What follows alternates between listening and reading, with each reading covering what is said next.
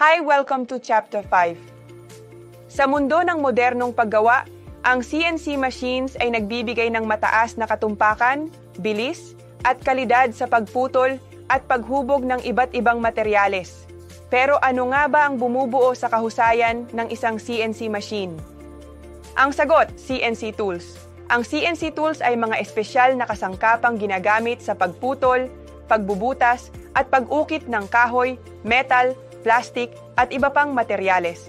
May iba't ibang uri ang mga ito, bawat isa ay may tiyak na gamit.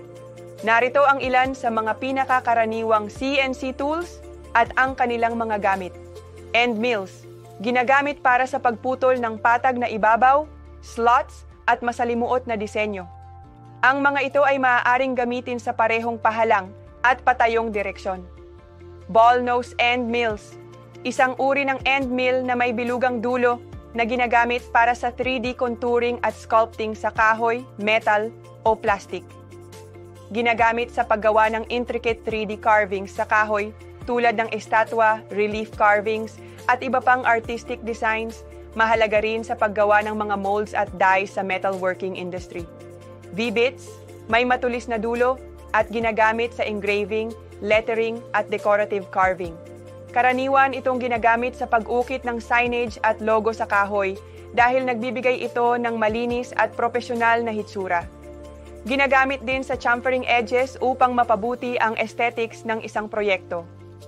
Drill bits, para sa paggawa ng eksaktong butas sa isang material.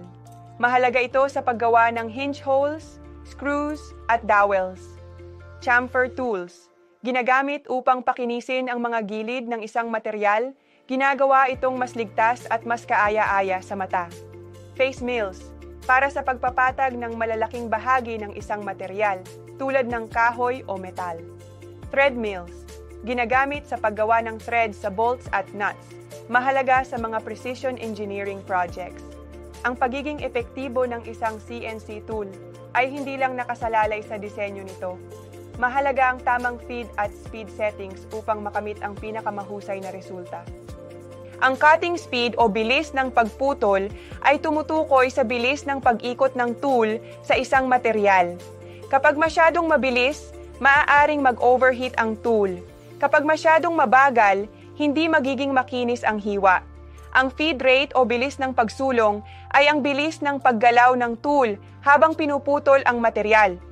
Kapag masyadong mabilis, maaaring maputol ang tool. Kapag masyadong mabagal, magdudulot ito ng sobrang friction at init. Narito ang ilang halimbawa kung paano ginagamit ang CNC tools sa tunay na mundo. Sa paggawa ng wooden furniture, ginagamit ang end mills para sa pagputol ng kahoy at ang chamfer tools para sa pagpapakinis ng mga gilid. Sa 3D carving at sculpting, ang ball nose end mill ang ginagamit upang lumikha ng malalambot at organikong hugis sa kahoy o metal. Sa engraving at lettering, ang V-bit ang pinakamahusay na gamit upang makagawa ng detalyadong sulat o disenyo sa signage, trophy plaques, at iba pang produkto. Sa metal engraving para sa nameplates, ginagamit ang V-bit end mills at carbide tools upang matiyak ang malinis at detalyadong ukit. Sa acrylic cutting para sa signages, ang tamang cutting speed at cooling system ay mahalaga upang maiwasan ang pagkatunaw ng acrylic. Dahil ang CNC tools ay isang mahalagang puhunan, dapat itong alagaan upang mapanatili ang kalidad ng paggawa at maiwasan ang mabilis na pagkasira.